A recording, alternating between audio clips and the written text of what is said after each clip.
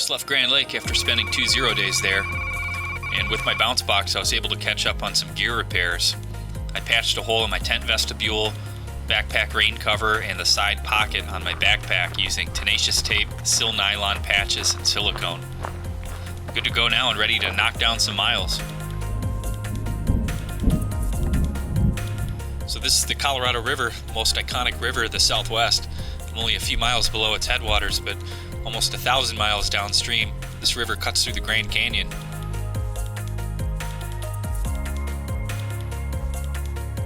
Oh, there's 2 big bull moose over there. Don't really want to get any closer, but at the same time I need to get around them.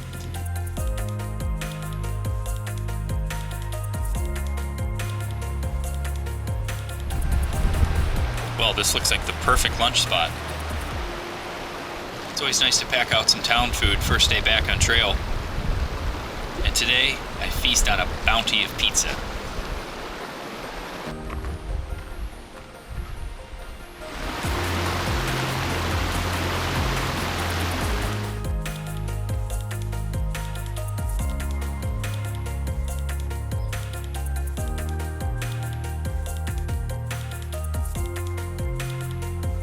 There's another moose out there. Chowing down. Probably mosquitoes are chowing down on him too. They're getting me. These bastards. I feel like there needs to be some theme music playing, like dun dun dun dun dun dun dun dun dun dun dun dun dun.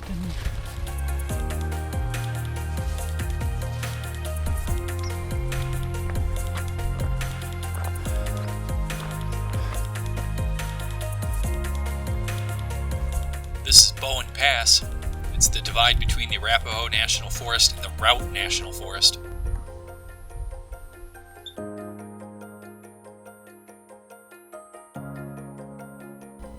So Grand Lake was a decent town stop.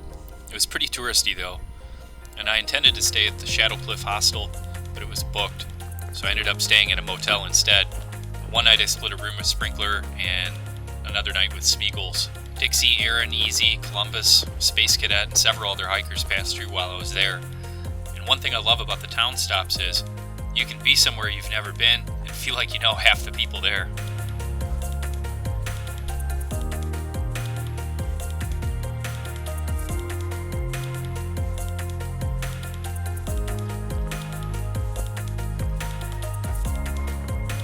So Thermarest calls this bubble in my air mattress delamination. And it's the beginning of the end. The bubble's just going to keep getting bigger. So when I get to Steamboat Springs, they'll send a picture to Thermarest. They'll send me a brand new one under warranty. But it's going to be about 2 weeks before I get it.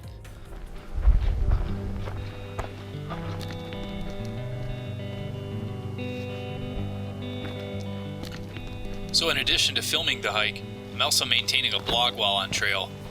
It's a pretty detailed journal with a lot of pictures, and to be able to do this and dump media from my cameras, I send a bounce box to somewhere I plan on staying, or the post office, every other town or so. I have one of those 2-in-1 laptop tablets with an external hard drive. But now I'm realizing how much work it is to maintain the blog. It basically takes a whole day when I'm in town, and sometimes it's been forcing me to take 2 whole 0 days in town. As much as I love 0 days in town, I really can't afford to be taking so many if I expect to get to Canada before winter hits. So in Grand Lake, I made the decision to stop updating the blog. And I'll continue to write my journal at night on my phone, but we'll have to wait until I get home before I do any more blog updates. And this is a huge load off my mind, and it's going to allow me to enjoy my time in town just that much more.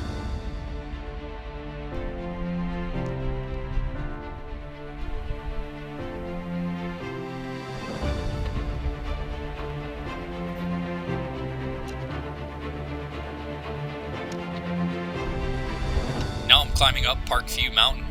It's a 3,000 foot climb from where I started this morning. You know, it's funny, I look at the maps, tell myself the next section's going to be easier every time, and it never seems to be. But with scenery like this, it's just hard to complain.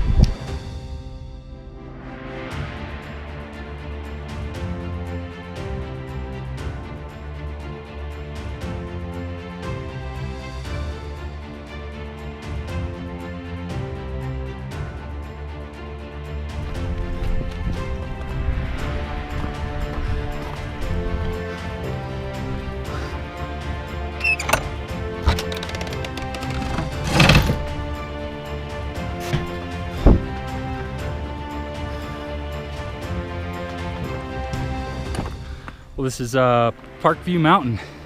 This is the last time the CDT gets above 12,000 feet, both in Colorado and on the entire CDT. It's 12,300 feet. And unless you do the alternates in Wind River Range, this is it. No more 12,000 foot peaks.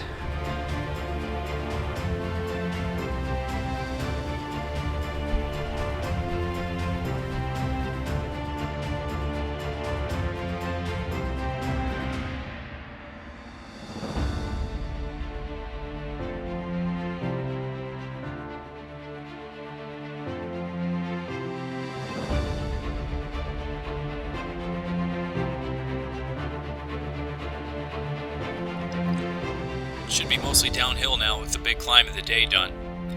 Looks like it's going to be a great walk this evening. It'd be even better with some water.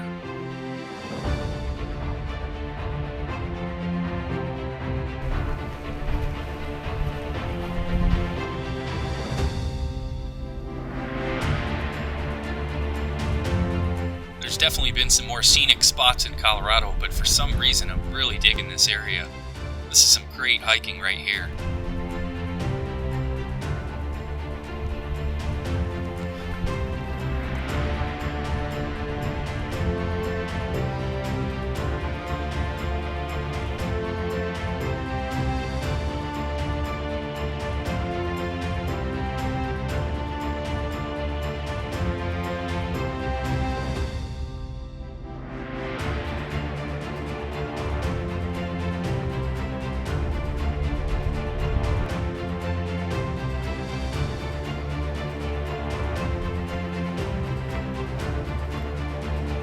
Oh man, whole bunch of downed logs. This gets old after a while, especially at the end of the day when it's hard to pick up your legs anyway. And there's like 10 of them ahead.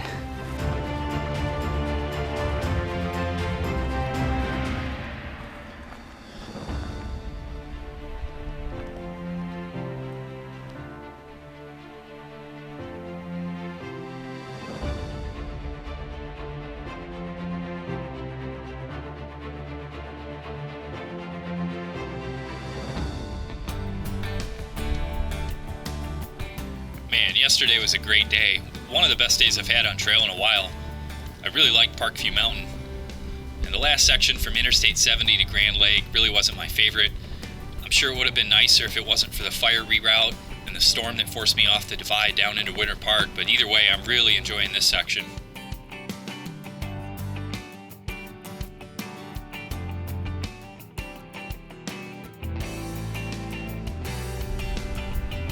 Well, I feel like the high mountains of Colorado are fading, giving way to these grassy ridges. I'm pretty interested to see the transition in landscapes as I approach and enter Wyoming. I'm still about 100 miles away, but kind of reflecting on Colorado a bit now that Wyoming is getting closer.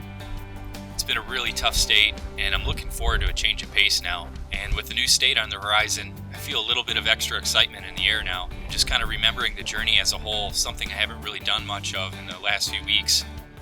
Despite the great scenery, the constant ups and downs have been eroding away at my morale, but these last few days have really lifted my spirits.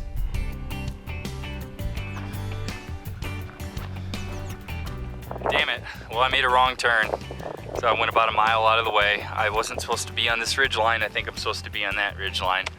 So another day on the CDT, just, you know, making wrong turns and adding extra miles to the day's hike.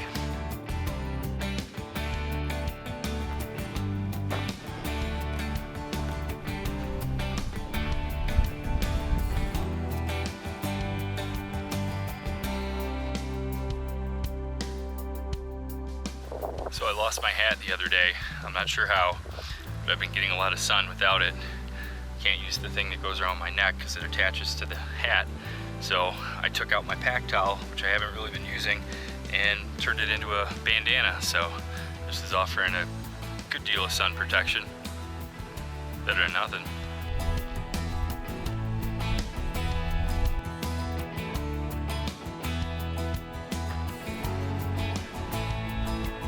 I've got something like 20 more miles, I think, to the area I'm going to hitch into Steamboat Springs.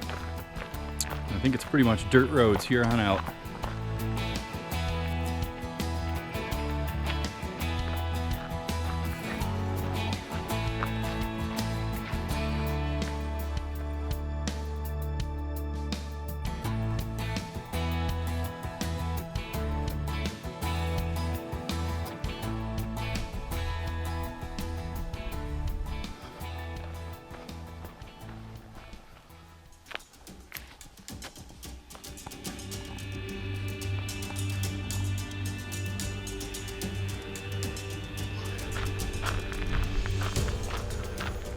All right, this is Highway 14. You gotta follow this to Highway 40. It's gonna be about 11 miles of road walking, and then I'll hit you into Steamboat Springs. Check it out, a Christmas tree. Maybe there's some presents underneath it, like a cheeseburger. Only another 75 miles left to Wyoming now, and I can feel it. Another couple of days, I'll be back in the desert, hiking through sagebrush again. I don't know why, but I'm kind of looking forward to it.